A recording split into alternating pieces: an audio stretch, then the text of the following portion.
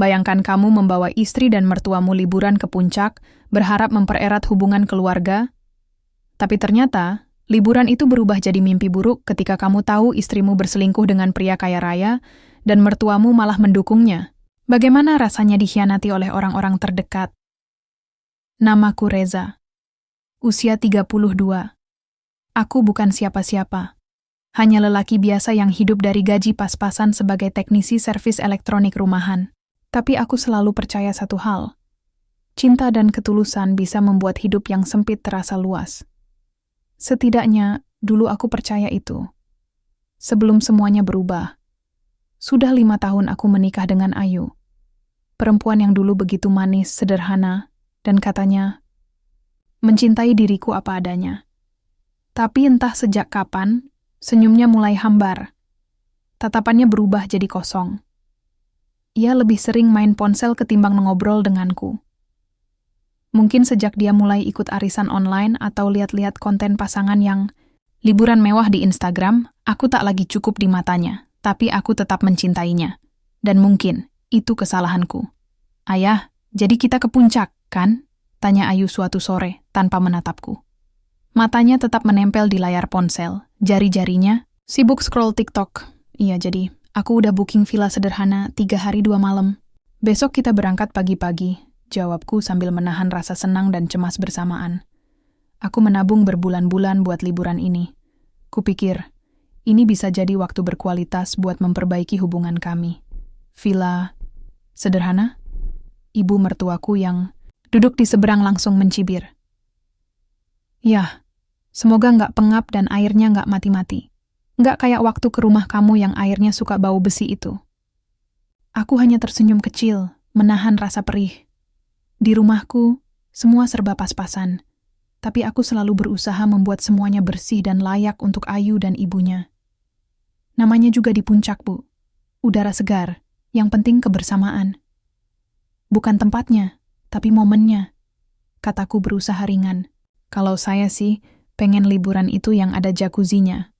Ayu menyambar dengan tawa kecil, tanpa sadar ia sedang menusuk hatiku.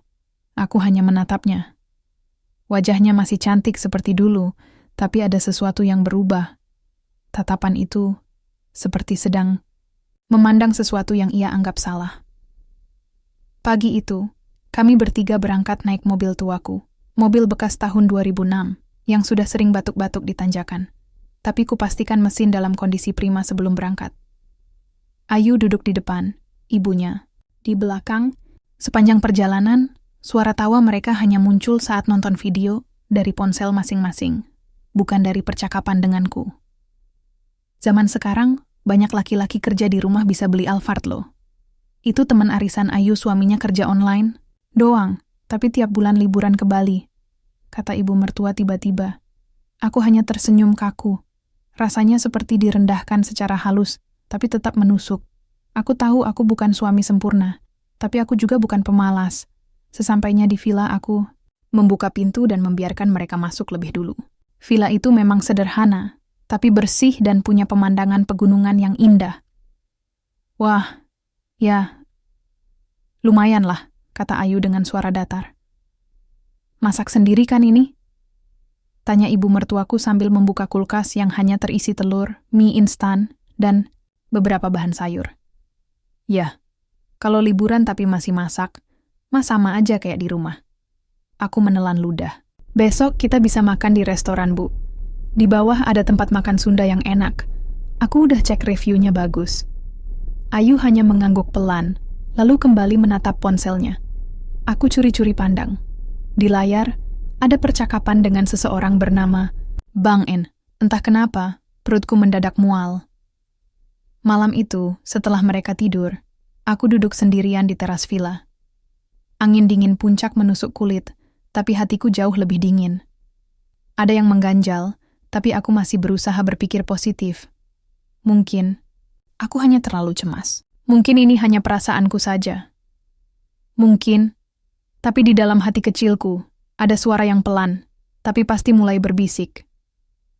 Reza, sesuatu akan terjadi. Dan kamu harus siap. Aku menatap langit malam yang penuh bintang. Aku berdoa dalam hati untuk cinta yang mulai hilang arah, untuk kesabaran yang mulai habis, dan untuk harga diri yang perlahan terkikis. Liburan ini seharusnya menjadi momen bahagia. Tapi entah kenapa, hatiku berkata, ini adalah awal dari kehancuran. Pagi di puncak harusnya menyenangkan. Udara segar, kabut tipis, suara alam yang merdu. Tapi pagi ini, semuanya terasa hampa.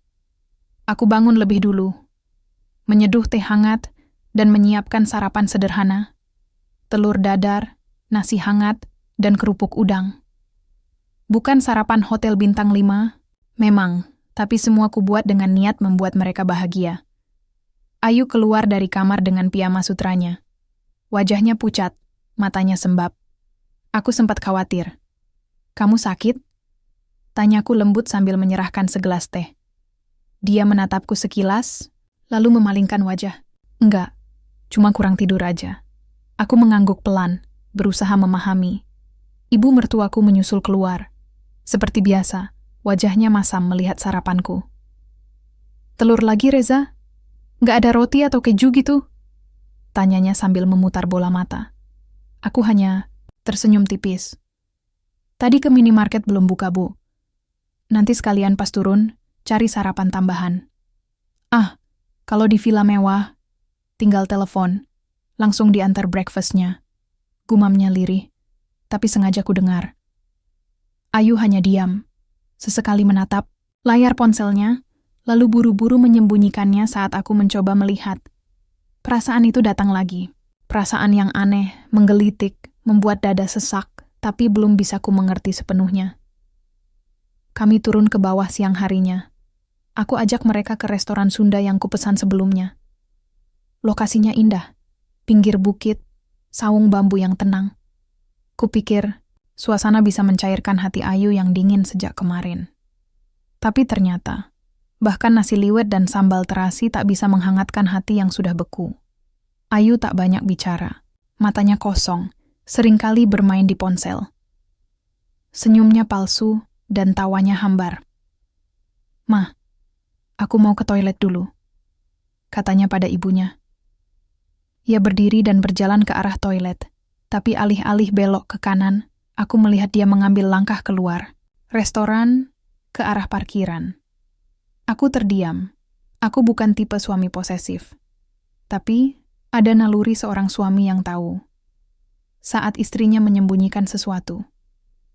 Beberapa menit kemudian, dia kembali dengan wajah sedikit merah. Napasnya sedikit terburu. Tapi dia mencoba bersikap biasa. Aku pura-pura tak lihat. Sore itu, kami kembali ke villa. Ayu tampak gelisah. Dia bolak-balik melihat ponsel, lalu keluar ke balkon. Aku mengikutinya. "Yuk, ngobrol bentar," ajakku sambil duduk di kursi rotan balkon. "Kapan lagi kita bisa kayak gini? Cuma berdua, santai, nggak mikirin kerjaan." Ayu menoleh, lalu duduk dengan jarak yang terlalu jauh dariku. "Aku capek, Za," katanya tiba-tiba. "Capek kenapa?" "Capek jadi istrimu. Capek berpura-pura bahagia. Capek hidup susah." Aku terdiam. Kata-katanya seperti tamparan, tapi aku menahannya.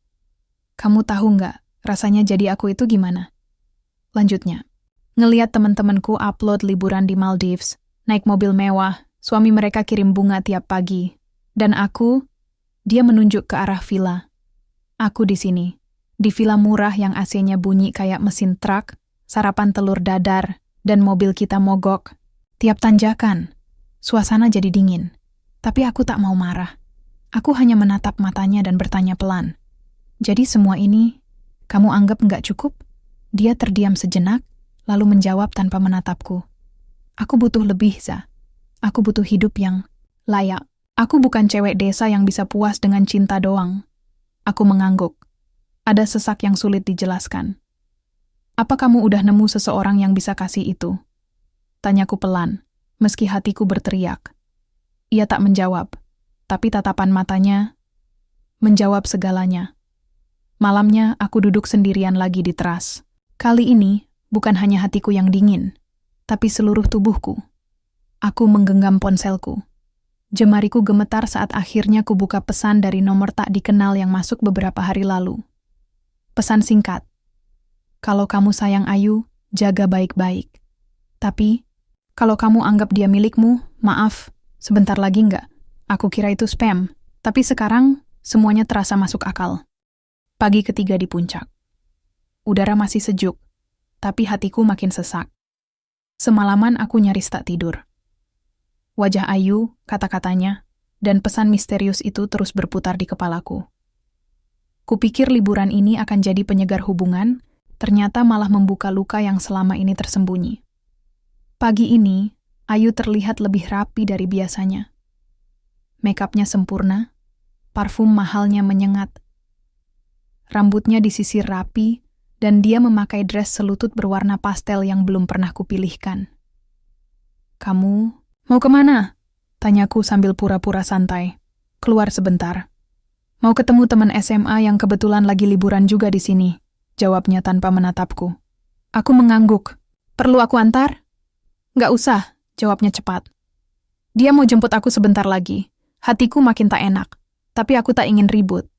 Tidak di depan ibu mertuaku yang dari tadi diam sambil menyeruput kopi. Beberapa menit kemudian suara mobil mewah berhenti di depan villa. Bukan sekadar mobil, tapi Mercedes-Benz hitam mengkilap dengan pelat nomor yang sengaja di-custom. Jelas, ini bukan mobil biasa. Dan jelas, ini bukan teman SMA sembarangan. Aku berdiri di balik tirai, melihat Ayu keluar dengan langkah tergesa. Lelaki itu turun dari mobil dan membukakan pintu untuknya. Tinggi, rapi, gagah. Kemeja putih dan jam tangan mahal. Senyumnya lebar, percaya diri. Ayu masuk ke mobil seperti sedang masuk ke istana. Lalu mobil itu melaju pelan, meninggalkanku berdiri, seperti batu yang tak berarti. Ibu mertuaku melirikku. Kali ini ekspresinya tak lagi menyembunyikan sesuatu. Reza, katanya pelan. Aku menoleh, menunggu kalimat berikutnya. Kalau Ayu bisa bahagia sama orang lain, kenapa kamu tahan-tahan? Aku menatapnya tak percaya. Maksud Mama? Lihat diri kamu. Gaji kecil, mobil tua, masa depan nggak jelas. Kamu pikir Mama seneng anak Mama hidup kayak gini? Ayu itu pantas dapat yang lebih. Mama bilang dari dulu kan, sakit. Tapi aku sudah terlalu sering mendengar nada itu dari mulutnya. Hari ini hanya terasa lebih menusuk karena semua ini nyata. Terjadi di depan mata. Aku tidak menjawab. Hanya kembali masuk ke kamar, menutup pintu perlahan. Tapi jantungku berdetak kencang. Kenapa sekarang Tuhan? Kenapa di tempat yang aku pikir bisa menyembuhkan hubungan kami, justru kau bukakan semuanya? Siang itu aku mengendarai motorku sendiri, pergi ke arah kebun teh. Menenangkan diri, duduk di bangku kayu sambil memandangi langit yang seolah tahu betapa rapuhnya aku hari ini. Aku kembali memikirkan sesuatu yang selama ini kuabaikan, identitasku yang sebenarnya. Dulu, aku adalah anak tunggal dari pemilik perusahaan ekspor besar. Hidupku bergelimang kemewahan. Tapi saat usiaku 19 tahun, aku melihat langsung pengkhianatan orang-orang yang kupercaya. Paman sendiri menipu ayahku. Rekan bisnis menjilat demi uang. Aku muak. Saat ayah meninggal, aku memilih hidup sederhana. Meninggalkan harta, perusahaan, bahkan nama keluargaku. Aku hanya mengambil sebagian kecil warisan untuk hidup secukupnya. Selebihnya, aku percayakan pada seorang penasihat keuangan yang diam-diam mengelola semuanya. Aku ingin hidup sebagai Reza biasa. Bukan Reza sang pewaris, tapi hari ini, aku mulai bertanya. Apakah kesederhanaanku membuat orang-orang justru tak menghargai ketulusan? Menjelang sore, aku kembali ke villa. Ayu belum pulang. Ibu mertuaku tidur di ruang tengah sambil memeluk tas belanja dari butik lokal. Lalu, tak lama kemudian, mobil mewah itu kembali. Aku keluar. Berdiri di depan pintu villa. Ayu turun dari mobil, membawa tas kertas berisi entah apa. Di sebelahnya, lelaki itu ikut turun. Kali ini ikut menatapku. Ayu tersenyum kecil. Za, kenalin ini Ferry, teman SMA aku. Aku menatap Ferry. Dia menjulurkan tangan. Ferry, katanya dengan senyum ramah, tapi ada aroma arogansi yang tak bisa kusembunyikan. Aku menjabat tangannya dengan kuat. Reza, suaminya Ayu. Ferry mengangguk. Ah iya, Ayu udah cerita banyak soal kamu. Kalian pasangan yang unik ya. Aku menahan napas. Ayu langsung memotong. Ferry ngajak kita semua makan malam nanti. Dia traktir. Mau nggak? Aku memandangnya dalam. Mau ngajak mama juga? Iya, sekalian. Aku mengangguk pelan. Ya udah, nanti aku nyusul. Malam harinya kami makan malam di restoran mewah, di Puncak Pas. Tempat ini bukan tempat orang sepertiku biasanya makan. Interior elegan, lampu gantung kristal, dan piano yang dimainkan langsung oleh musisi klasik. Ferry memesan wine. Aku menolak. Ayu tertawa kecil bersama Ferry, sementara aku seperti bayangan yang duduk di meja hanya sebagai formalitas. Jadi, kamu kerja di mana, Za? Tanya Ferry sambil meneguk minumannya. Freelancer. Beberapa proyek digital dan desain, jawabku singkat. Wah, kerja remote ya? Enak bisa kerja sambil liburan, komentarnya. Terdengar sopan tapi terasa meremehkan. Aku hanya tersenyum. Tak perlu menjelaskan siapa aku sebenarnya. Belum saatnya. Tapi yang membuatku makin sakit adalah saat ibu mertuaku mulai memuji Ferry habis-habisan. Ferry ini kayak calon menantu idaman banget. Mobil mewah, karier cemerlang, ngomongnya sopan, dan wangi, katanya dengan tawa renyah yang palsu. Aku menahan diri, tapi di dalam hati mulai tumbuh tekad. Aku nggak akan balas dendam dengan cara yang sama. Tapi aku juga nggak akan biarin mereka terus merendahkanku. Malam itu aku hanya diam, tapi jiwaku mulai bersuara. Setelah makan malam yang lebih terasa, seperti tamparan harga diri itu, aku memutuskan keluar sebentar. Jalan kaki menyusuri dinginnya malam puncak. Sambil berpikir, hatiku mulai terbakar. Bukan karena Ayu saja, tapi karena mereka menganggap aku tak lebih dari debu. Seolah aku ini cuma numpang hidup, tak punya arah, tak punya daya. Padahal, mereka belum tahu siapa aku sebenarnya. Aku duduk di kursi panjang dekat taman villa. Angin dingin menusuk, tapi pikiranku justru panas. Ingatanku kembali pada Pak Surya, penasihat keuangan yang mengelola semua aset ayahku. Selama ini kami hanya komunikasi lewat email dan sekali-sekali via panggilan rahasia. Aku minta dia tak menggangguku kecuali darurat. Tapi hari ini, kurasa sudah waktunya aku bicara. Kuambil ponsel, mencari kontak yang sudah lama kusimpan dengan nama samaran. Tukang kebun lama. Ku tekan ikon panggil. Tak butuh lama suara. Berat di seberang menyapa. Reza, saya sudah tunggu momen ini. Aku terdiam sebentar. Pak Surya, saya perlu bantuan. Tapi bukan uang, kataku langsung. Kalau begitu, kamu pasti butuh kekuatan. Aku mengangguk pelan meski dia tak bisa melihat. Saya ingin orang-orang yang merendahkan saya tahu siapa saya sebenarnya. Tapi bukan dengan pamer. Saya cuma lelah dianggap tak layak. Pak Surya tertawa kecil. Saya sudah simpan semuanya. Mobil, rumah, bahkan saham perusahaan ayahmu, yang nilainya sekarang ratusan miliar. Semua masih atas namamu. Kamu tinggal sebut kapan kamu siap kembali. Aku menghela napas. Belum sekarang, tapi sebentar lagi. Baik, katanya tenang. Kalau kamu berubah pikiran, kamu tinggal kirim kode ke saya. Amanah kembali, begitu saja. Maka semua akan berjalan. Aku mengucapkan terima kasih, lalu memutus panggilan. Jantungku berdetak lebih pelan sekarang, seolah aku baru saja mengambil keputusan besar. Keesokan paginya, Ayu pulang larut malam dan tidur tanpa bicara banyak. Aku sengaja tak menegurnya. Aku tahu, konfrontasi sekarang hanya akan membuatnya makin jauh. Aku butuh bukti, bukan asumsi. Dan Tuhan sepertinya tahu caraku mencari kejelasan. Siang itu, saat Ayu sedang mandi, ponselnya berbunyi. Di meja rias, dekat tempat tidur. Aku tak punya kebiasaan mengutak-atik HP istri. Tapi ada notifikasi yang membuatku berhenti. Ferry, gue udah booking hotel buat minggu depan. Jangan batal ya sayang. Aku udah gak tahan nunggu kamu jadi milik gue seutuhnya. Tangan kiriku gemetar.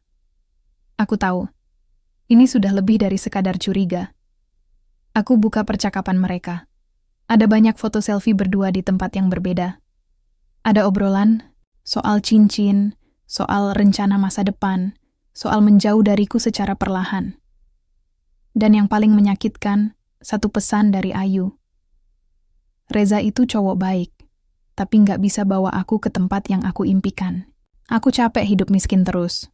Ma, kamu pasti ngerti kan? Ada balasan dari ibunya. Tenang nak, Mama dukung kamu.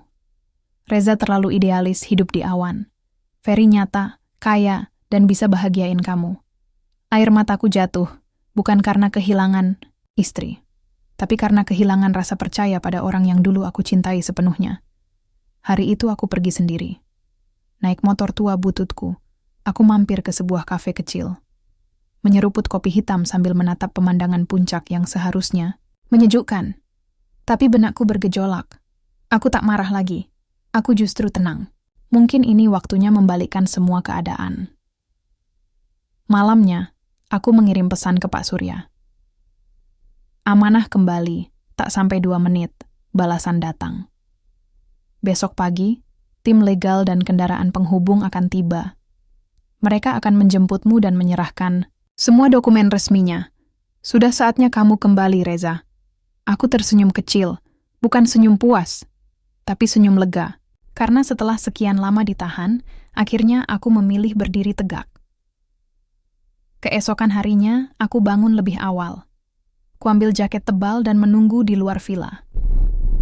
Tepat pukul 08.00 pagi, sebuah SUV hitam dengan pelat diplomatik berhenti di depan villa. 2 orang turun dengan jas rapi. Salah satunya membawa koper kecil. Aku tahu, ini waktunya. Tanpa bicara, aku masuk ke dalam mobil. Kami menuju sebuah villa mewah tersembunyi di sisi lain. Puncak, tempat Pak Surya sudah menunggu. Saat aku turun, Pak Surya tersenyum lebar. Usianya sudah mendekati 60, tapi sorot matanya masih tajam. Selamat datang kembali, Tuan Reza, katanya. Aku tertawa kecil. Jangan panggil aku begitu, Pak. Saya belum siap jadi tuan. Dia membuka koper kecil itu. Di dalamnya ada beberapa berkas penting, surat kepemilikan saham sertifikat rumah mewah di Jakarta, akses kartu dan rekening khusus, dan undangan resmi rapat pemegang saham bulan depan. Semua ini milikmu. Tak seorang pun tahu kecuali aku, tim hukum, dan satu sekretaris perusahaan. Aku memegang lembaran-lembaran itu. Perasaan campur aduk. Tapi di dalam hatiku, aku tahu, inilah saatnya menunjukkan siapa Reza sebenarnya. Aku kembali ke villa sore harinya, membawa serta koper kecilku. Ayu sedang duduk di balkon, menelepon seseorang, dan sepertinya masih Ferry. Saat aku lewat, dia mematikan telepon buru-buru. Dari mana? Tanyanya ketus. Aku menatapnya dalam. Nanti, aku ceritain. Kenapa bawa koper? Tanyanya curiga. Aku tersenyum tipis. Aku cuma siap-siap. Mungkin liburannya sebentar lagi selesai. Ayu tampak bingung. Tapi aku biarkan. Biarkan misteri ini menari-nari di kepalanya. Karena sebentar lagi, dunia mereka akan berubah. Dan bukan dengan kemarahan, tapi dengan elegan. Pagi itu, langit di puncak tampak mendung. Udara dingin menyelinap masuk ke sela-sela jendela villa yang sedikit terbuka. Tapi dingin di luar tidak ada apa-apanya dibanding beku di hati aku, Reza. Aku duduk di ruang tamu, menatap kosong ke arah televisi yang menyala tanpa suara. Ayu masih di kamar, entah sedang tidur atau sibuk dengan ponselnya seperti biasa. Sementara mertuaku, Bu Lilis, sedang asik bersolek, katanya sih mau sarapan di kafe resort bawah. Katanya biar bisa ketemu bos-bos Jakarta. Lucu. Mereka tak tahu, aku bukan cuma kenal bos-bos itu. Aku bisa beli tempat ini kalau aku mau. Tak lama kemudian, ponselku berbunyi. Sebuah notifikasi email masuk dari Pak Surya. Subjek: undangan resmi rapat pemegang saham PT Dirgantara Cipta Group. Aku membuka lampiran PDF-nya. Undangan itu ditujukan padaku, Reza Al-Fathir, pemegang saham mayoritas. Rapat akan diadakan minggu depan di kantor pusat Jakarta. Di bagian bawah tertulis nama direktur utama perusahaan dan salah satunya Ferry Halim. Mataku menyipit. Jadi dia bukan cuma orang kaya biasa. Dia ternyata bagian dari perusahaan milik keluarga besarku. Dan kalau benar ini bukan sekadar perselingkuhan biasa, ini bagian dari rencana licik. Aku mulai mengerti kenapa dia mendekati Ayu. Mungkin dia pikir aku sudah terbuang dari keluarga atau tidak aktif lagi di perusahaan, jadi mudah dijatuhkan. Padahal, aku hanya diam, bukan hilang. Menjelang siang, Ayu akhirnya keluar kamar. Wajahnya sedikit bingung, mungkin karena aku lebih tenang dari biasanya. "Reza, kamu nggak kerja hari ini?" Tanyanya sambil membuka lemari es. Aku tersenyum tipis. "Liburan kan?" Dia mengangguk, lalu duduk di sofa, menggulir-gulir layar ponselnya. Aku memperhatikannya dalam diam. Dulu, tatapan itu selalu membuatku jatuh cinta. Kini, hanya menyisakan rasa asing. "Besok kita balik ke Jakarta," kataku tiba-tiba. Ayu berhenti menggulir ponsel. "Kenapa buru-buru?" "Ada urusan penting." "Apa? Kerjaan?" Aku menatapnya dalam. "Bisa dibilang begitu. Rapat penting." Dia mendengus pelan. "Kamu tuh ya, hidup udah susah, masih aja sok sibuk." Aku tak menjawab, tapi dalam hati aku berkata, "Sok sibuk? Kau akan tahu. Rapat ini akan mengubah segalanya." Malam harinya, suasana di villa berubah. Entah kenapa Ayu lebih ramah. Bahkan membuatkan aku teh hangat dan menawarkan untuk duduk di balkon bareng. Aneh. Tapi aku ikuti saja. Kami duduk berdampingan. Langit penuh bintang malam itu. Suara tonggeret dan angin gunung jadi musik latar yang menenangkan. "Reza," katanya pelan. "Kamu sayang aku nggak?" Aku menoleh padanya. Pertanyaan yang aneh, datangnya agak telat. Dia menggigit bibir bawahnya, lalu melanjutkan. "Aku cuma pengen tahu, kalau suatu hari nanti aku buat kesalahan, kamu bakal maafin aku nggak?" Aku diam. Lalu balik bertanya, "Kesalahan kayak gimana?" Ayu tak langsung jawab. Hanya menatap jauh ke arah bukit yang gelap. "Mungkin kesalahan yang nyakitin kamu banget," bisiknya lirih. Aku menatapnya lama. Aku ingin bilang, "Kamu udah lakukan itu." Tapi yang keluar dari mulutku hanyalah, orang yang benar-benar nyakitin itu bukan karena khilaf, tapi karena dia sadar bahwa dia punya pilihan dan tetap memilih menyakiti. Itu yang gak bisa dimaafin. Ayu terdiam. Aku tahu kata-kataku menusuk, tapi dia pantas mendapatkannya. Pagi berikutnya, sebelum pulang, aku menyempatkan diri bertemu Pak Surya di Villa Satelit. Dia menyerahkan setelan jas formal, kartu akses, dan satu map besar berisi dokumen penting. Semuanya lengkap. "Apa kamu siap menghadapi mereka, termasuk Ferry?" tanya Pak Surya serius. Aku mengangguk. "Aku nggak akan kasar, Pak, tapi aku akan pastikan mereka tahu kalau yang mereka hina selama ini bukan pecundang." Pak Surya tersenyum bangga. "Ayahmu pasti akan lega melihatmu begini."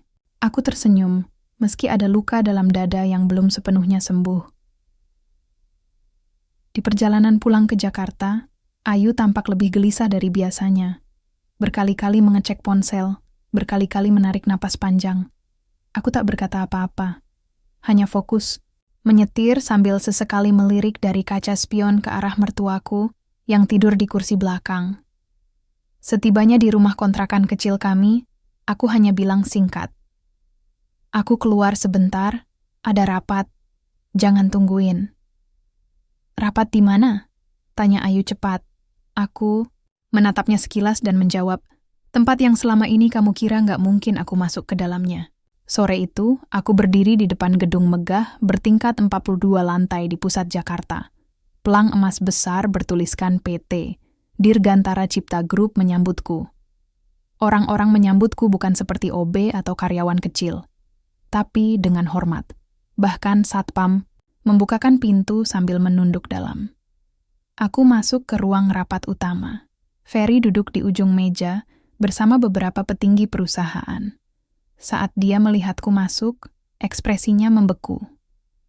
"Maaf, Anda siapa?"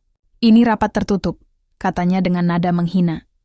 Aku tersenyum tipis, lalu duduk di kursi kosong yang sudah disiapkan.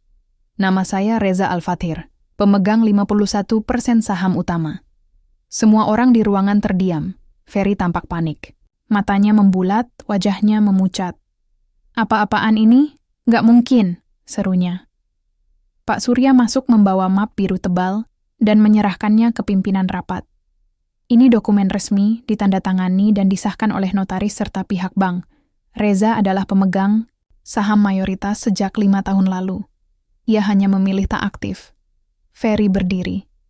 "Ini permainan, ini sabotase." Aku hanya menatapnya datar.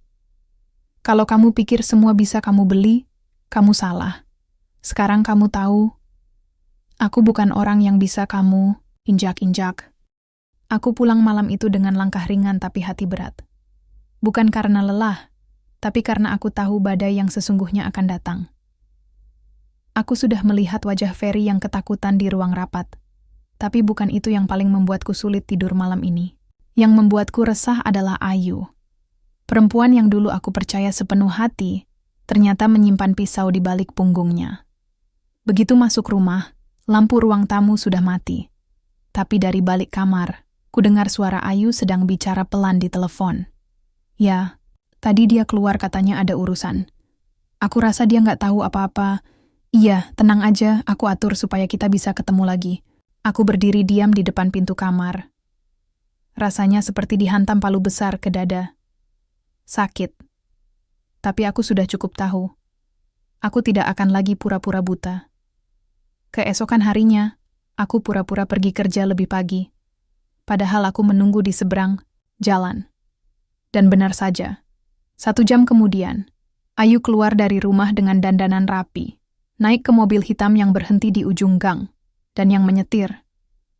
"Ferry, dunia ini ternyata sekecil itu, ya?" Aku mengikuti mereka dari kejauhan. Mobil mereka berhenti di sebuah restoran mewah di pusat kota. Aku tahu tempat itu. Dulu, ayah sering mengajak makan para mitra bisnis di sana, dan hari ini, istriku, Ayu, datang ke sana untuk selingkuh. Di meja pojok, kulihat mereka duduk berdua. Tangan Ferry menyentuh tangan Ayu, dan Ayu tidak menolaknya. Mereka tertawa, seolah dunia tak punya rasa bersalah. Aku meremas gagang pintu, mobilku, ingin rasanya menghampiri dan menggebrak meja. Tapi aku bukan Reza yang dulu. Aku harus tenang. Aku harus elegan. Kalau mereka bisa menusukku diam-diam, aku akan mengungkap semuanya di hadapan dunia. Sepulangnya dari restoran, Ayu bertingkah seolah tidak terjadi apa-apa. Ia bahkan sempat memasak dan menghidangkan makan malam untukku. "Kamu pulang cepat," katanya dengan senyum palsu. Aku duduk di kursi makan dan menatapnya dalam. "Iya, kerjaan sudah beres." "Bagus dong," jawabnya sambil menuang sup ke mangkuk. Aku menatap cairan bening itu, aroma hangat, tapi rasanya hambar. Seperti hubungan kami sekarang, tampak baik di luar, tapi kosong di dalam. "Kamu bahagia nggak, Ayu?" tanyaku tiba-tiba. Ia terkejut. "Maksud kamu?" "Dengan semua ini. Hidup bareng aku, rumah kecil ini, dan makan malam seperti ini setiap hari." Ia diam, pandangannya ke arah mangkuk. "Reza, kamu kenapa sih?" Aku menghela napas. "Nggak apa-apa, cuma pengen tahu, karena kelihatannya kamu udah nggak bahagia." Ia tersenyum kaku. "Kamu terlalu banyak mikir." Dan saat itu, aku tahu. Dia sedang menyiapkan sesuatu yang besar, dan aku harus lebih dulu menyiapkannya. Hari Jumat malam, aku mengajak Ayu dan ibunya makan malam di sebuah hotel bintang 5. Mereka berdua terkejut bukan main. Wajah Bu Lilis sampai bersinar-sinar. "Reza, kamu kerja di mana sih sekarang? Kok bisa ngajak makan di tempat mahal kayak gini?" tanyanya sambil melihat interior hotel dengan kagum. Aku hanya tersenyum. "Rezeki tak terduga, Bu." Ayu tak banyak komentar. Ia tampak gelisah, seperti merasa ada sesuatu yang akan terjadi. Dan memang iya. Selesai makan, Aku mengarahkan mereka ke sebuah ballroom kecil yang sudah kupesan khusus malam itu. Loh, ini mau ngapain? Lagi? Tanya Ayu. Aku cuma pengen kasih kalian hadiah, jawabku. Di dalam ruangan itu sudah ada beberapa orang yang kuundang. Pak Surya, 2 staf legal perusahaan, dan 1 orang yang sangat spesial, seorang fotografer. Apa ini? Ayu mulai curiga. Aku melangkah ke depan ruangan, menatap mereka berdua. Lalu kuangkat remote dan menyalakan layar proyektor besar di belakangku. Tayangan pertama adalah foto.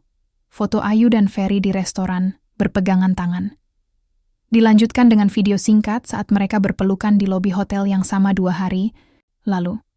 Wajah Ayu seketika pucat pasi. Bu Lilis ternganga tak percaya. Reza, apa ini? Ayu berdiri dengan panik. Ini hadiahku untuk kalian, kataku tenang. Ayu, ini semua rekaman pengkhianatanmu. Dan Bu Lilis, terima kasih sudah selalu meremehkanku. Sekarang giliran kalian tahu siapa sebenarnya Reza yang kalian rendahkan. Aku membuka jasku dan mengenakan pin logo perusahaan. Aku adalah Reza Al-Fathir, pemegang saham utama PT Dirgantara Cipta Group, pewaris perusahaan yang coba dihancurkan oleh Ferry, yang ternyata sengaja mendekati Ayu demi menjatuhkanku. Ruangan hening. Ayu limbung dan duduk kembali. Tangannya gemetar. Reza, aku bisa jelaskan, katanya dengan suara hampir tak terdengar. Aku menggeleng. Tidak perlu, aku sudah dengar cukup banyak kebohongan darimu. Bu Lilis, yang biasanya paling vokal, kini menunduk. Tak ada kata yang keluar dari mulutnya. Setelah acara itu, aku tak pulang ke rumah. Aku tinggal sementara di apartemen kantor. Keesokan harinya, pengacara menyerahkan surat cerai ke rumah, dan tak lama kemudian, Ferry dituntut secara hukum karena kasus penipuan dan pelanggaran etika bisnis di perusahaan. Semuanya terbongkar, dan aku tak perlu mengangkat satu jari pun untuk menghancurkannya. Mereka hancur oleh keserakahan mereka sendiri. Sejak malam itu hidupku berubah, bukan karena aku tiba-tiba menjadi pewaris kaya yang disegani, tapi karena untuk pertama kalinya dalam hidup, aku belajar menegakkan harga diriku sendiri, bukan demi membalas, tapi demi menghormati diriku sebagai manusia. Aku tidak akan menyangkal bahwa rasa sakit masih tersisa. Luka dari pengkhianatan itu tidak hilang begitu saja. Tapi anehnya, aku merasa lebih ringan. Beban yang selama ini kupikul diam-diam akhirnya jatuh juga. Aku tidak lagi harus pura-pura bahagia. Tidak harus lagi berpura-pura kuat saat sebenarnya sedang dilukai. Hari-hariku kini kulalui dengan tenang di kantor pusat. Orang-orang memandangku dengan hormat, tidak percaya bahwa Reza si tukang antar berkas dulu kini duduk sebagai pemilik utama perusahaan. Tapi aku tidak berubah. Aku masih menyapa satpam, masih makan siang di warung kaki 5, dan masih membawa bekal buatan sendiri. Perbedaan terbesar adalah aku sudah tidak lagi menyembunyikan siapa diriku. Pagi itu, aku duduk di balkon apartemen, dengan secangkir kopi, menatap matahari yang baru naik. Di layar ponselku, ada puluhan pesan tak terbaca. Sebagian dari Ayu, sebagian dari Bu Lilis. Semuanya meminta maaf, memohon kesempatan kedua. Aku salah, Za. Aku nggak tahu kamu sekaya itu. Sumpah, Bu juga nggak tahu. Kalau tahu dari awal, pasti kita nggak akan memperlakukan kamu kayak kemarin. Aku tertawa kecil. Lihat, semua kembali pada satu hal. Kekayaan. Bukan cinta, bukan kesetiaan, bukan penyesalan sejati. Mereka menyesal karena kehilangan sesuatu yang bernilai secara materi. Sayangnya aku bukan lagi Reza yang gampang digerakkan oleh kata-kata manis. Siang itu aku menerima kunjungan dari seseorang yang tak kuduga. Ibuku, Ferry. Wanita. Paruh baya itu datang ke kantor tanpa membuat janji. Ia menangis dan memohon agar aku menarik gugatan terhadap anaknya. Reza, saya tahu anak saya salah, tapi jangan hancurkan hidupnya sepenuhnya. Dia memang bodoh, serakah, tapi tolong kasih dia kesempatan. Saya mohon. Aku memandangnya lama. Wajahnya penuh kelelahan dan keputusasaan. Aku tahu rasa sakit itu. Aku pernah merasakannya. Aku menarik napas panjang. Bu, saya tidak berniat membalas, tapi keadilan harus ditegakkan. Kalau hukum memutuskan Ferry bersalah, saya tidak akan menarik tuntutan. Ia terdiam, menunduk, lalu mengangguk pelan, tapi lanjutku. Saya akan pastikan dia masih punya kesempatan kedua. Setelah dia mempertanggungjawabkan semuanya. Ia menangis dan memelukku. Aku membalas pelukan itu. Karena dalam hatiku, aku tahu. Aku bukan orang kejam. Aku hanya lelaki yang sudah cukup lama ditahan dalam kesabaran. Beberapa minggu kemudian, aku mendapat undangan sebagai pembicara tamu dalam sebuah seminar bisnis muda. Aku hampir menolak, tapi ajudanku meyakinkan. Pak Reza, ini kesempatan bagus. Bukan buat pamer, tapi untuk jadi inspirasi. Aku mengangguk, mungkin dia benar. Hari itu, aku berdiri di hadapan ratusan anak muda yang bermimpi besar. Mereka melihatku sebagai sosok yang berhasil. Tapi aku mulai pidatoku dengan kalimat ini. Saya tidak pernah bermimpi jadi orang kaya. Saya hanya bermimpi untuk tidak kehilangan harga diri. Ruangan hening. Semua mata tertuju padaku. Aku pernah jadi tukang antar makanan. Pernah dicaci. Pernah dianggap tidak berharga, bahkan oleh orang terdekatku. Tapi semua itu bukan alasan untuk berhenti jadi, baik, sorak tepuk tangan pun mengiringi. Tapi yang paling menyentuhku bukan itu, melainkan saat seorang gadis muda berdiri dan menangis sambil berkata, "Terima kasih Kak Reza. Aku juga pernah dihina karena miskin. Tapi sekarang aku tahu, harga diri kita tidak ditentukan dari isi dompet." Aku tersenyum. Hatiku hangat. Di titik itulah aku sadar. Semua luka yang kualami ternyata berguna. Karena luka itu kini menyembuhkan orang lain. Suatu sore, aku tak sengaja bertemu Ayu di sebuah minimarket. Ia tampak jauh berbeda. Wajahnya, tirus, matanya sembab. Ia menatapku lama sebelum akhirnya berkata, "Reza, kamu bahagia sekarang?" Aku menatapnya balik, lembut namun pasti. "Iya, lebih dari sebelumnya." Ia mengangguk. Aku menyesal. Aku mengangguk juga. Aku tahu. Lalu aku berjalan pergi. Tanpa amarah, tanpa dendam. Karena aku tidak lagi butuh pembalasan. Aku sudah menang. Bukan karena harta, tapi karena aku bisa berdiri tanpa membenci. Hari itu, udara pagi di kota terasa berbeda. Seolah langit pun ikut menahan napas, menunggu sebuah babak baru dalam hidupku. Aku berdiri di depan gedung media terbesar yang baru saja mengundangku untuk konferensi pers. Ini bukan sekadar soal pengumuman bisnis, ini tentang membuka semua topeng yang selama ini menutupi kebenaran. Sejak kabar tentang identitasku tersebar, aku sadar banyak yang penasaran. Siapa sebenarnya Reza? Bagaimana seorang pria sederhana bisa tiba-tiba menjadi pengusaha besar, tapi bukan itu yang ingin aku ungkap. Aku ingin menceritakan kisah di balik itu semua. Kisah tentang cinta, pengkhianatan, dan harga diri.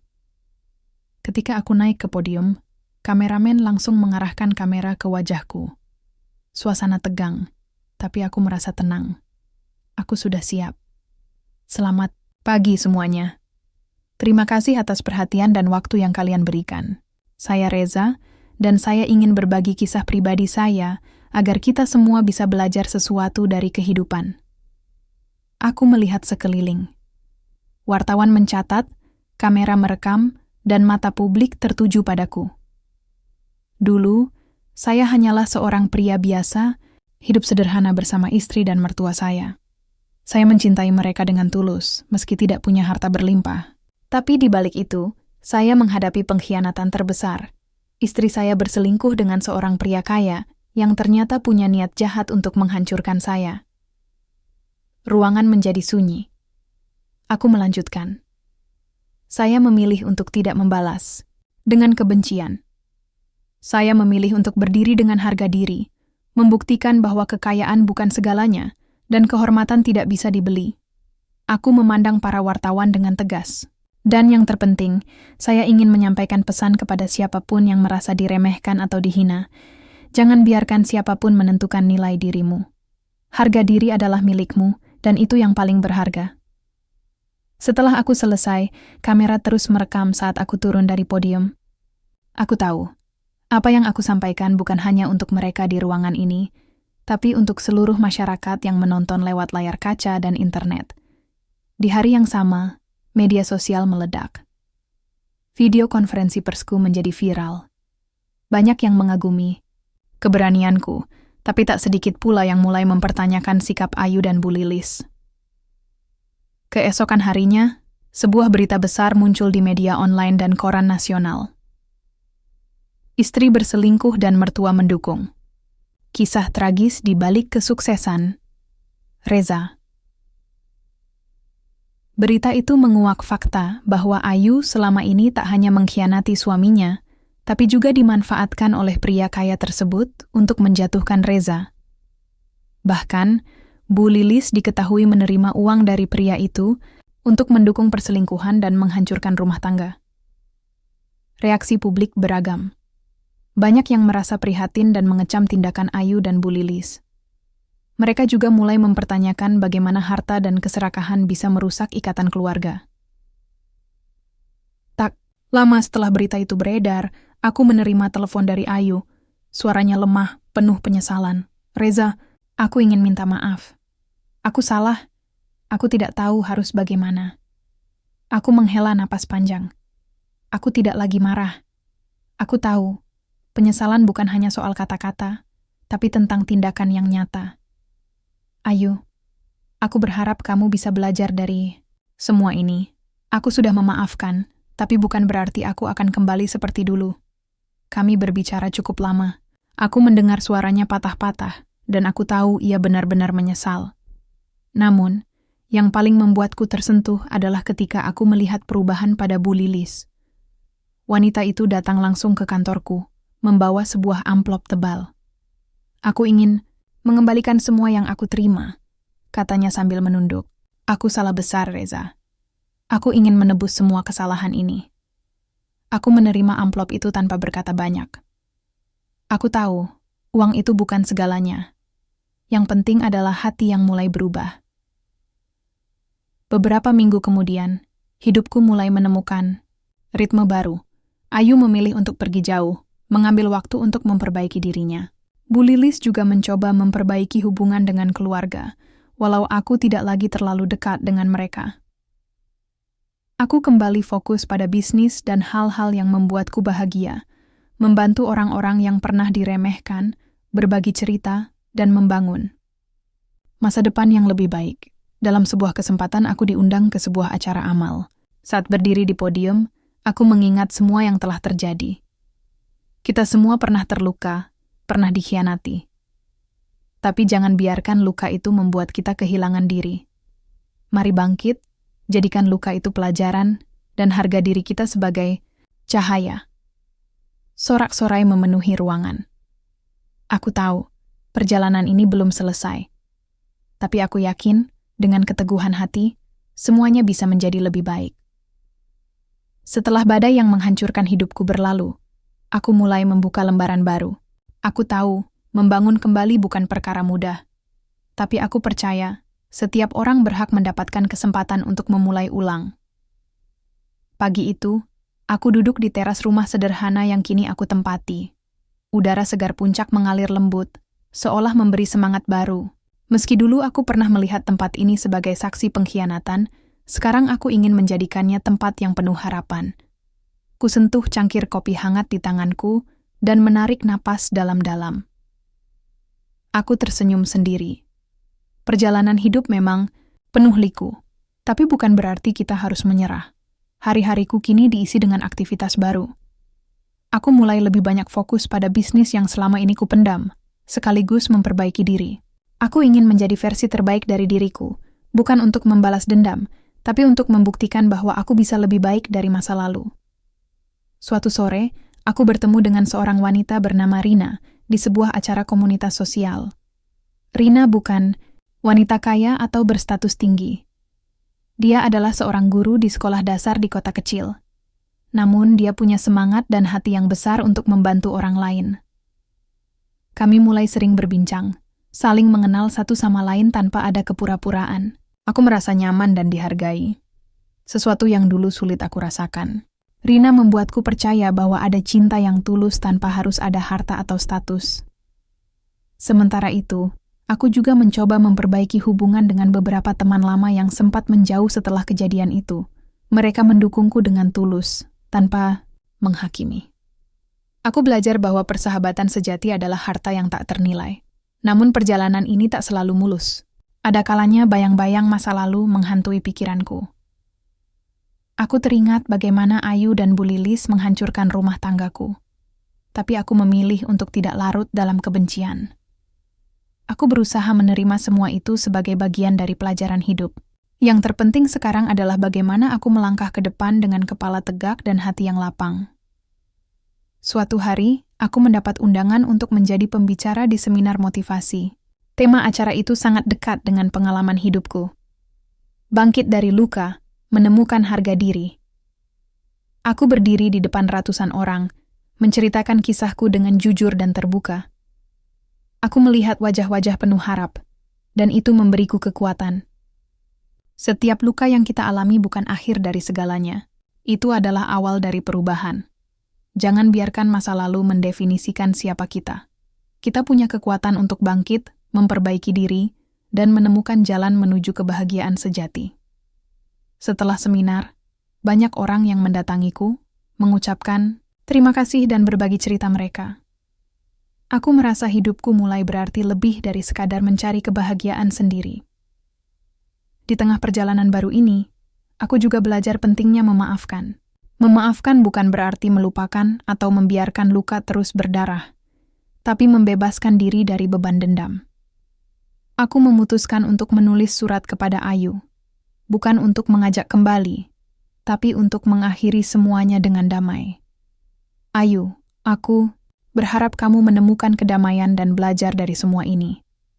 Aku sudah memaafkanmu, dan aku harap kamu bisa memaafkan dirimu sendiri. Setelah mengirim surat itu, aku merasa beban di dadaku sedikit berkurang. Aku tahu proses ini belum selesai, tapi aku sudah memulai langkah yang benar.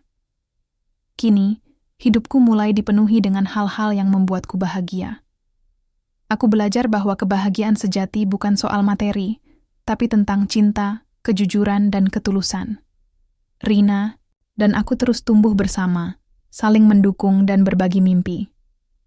Aku mulai membangun bisnis sosial yang bertujuan membantu mereka yang kurang beruntung, seperti aku dulu.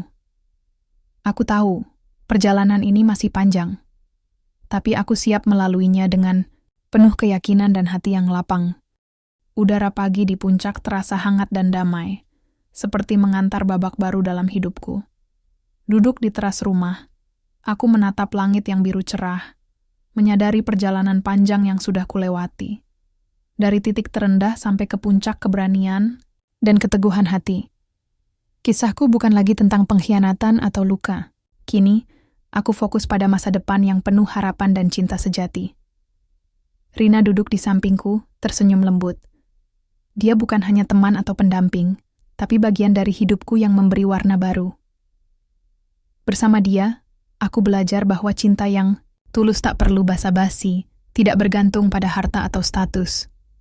Aku menceritakan semua pengalaman yang kualami, dan dia mendengarkan tanpa menghakimi. Di matanya, aku menemukan kekuatan untuk terus maju. Bisnis sosial yang kubangun kini berkembang pesat. Banyak yang terbantu dan terinspirasi oleh program-program yang kami jalankan. Melihat senyum dan harapan di wajah mereka adalah hadiah terbesar.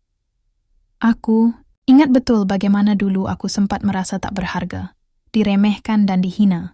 Namun kini aku menjadi bukti bahwa ketulusan dan usaha keras bisa mengalahkan segala rintangan.